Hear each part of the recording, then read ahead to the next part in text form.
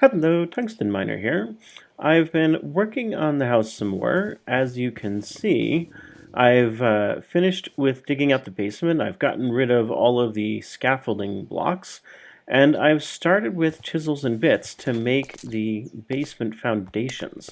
So what I wound up doing here is making what is a pretty typical foundation, where you've got a footer element, you've got the wall element, we've got a T-junction here, another one there, we've got a cross intersection over here, got some corners down in the back there, and some over there.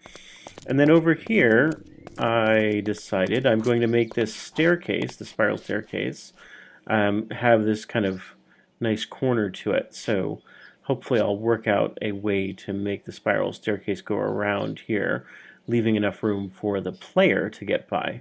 So that's something I'm not quite sure is going to work, so I need to do that first before I get too far along.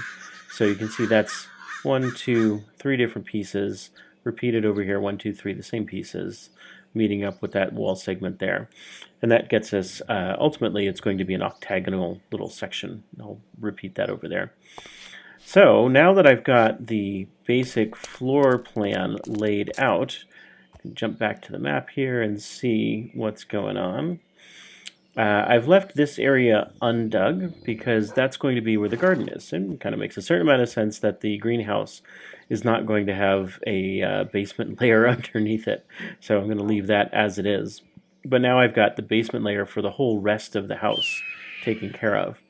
And the next steps will be to extend this up to the top level and then to start figuring out where and how to put in the joists and what all. Of course, this room here is pretty big, right? A normal real-world structure, you wouldn't actually have a room that's quite that large of a span. So I'm probably going to do something like put in a post or two in the middle and have some joists that meet up with that to reduce the span. I haven't quite decided, but I'm thinking like 9 blocks is what I'm going to decide is as large a span as I'm going to allow. So anything that would wind up being more than that, I'll add something in the center to support it. And of course, this being Minecraft, that's completely unnecessary. But I like to build in a slightly more realistic fashion. And yeah, once I've got up to the ground level, I'll be able to start thinking about putting in walls and floors and framing out the rest of the house. So I will talk to you later once I've made some more progress.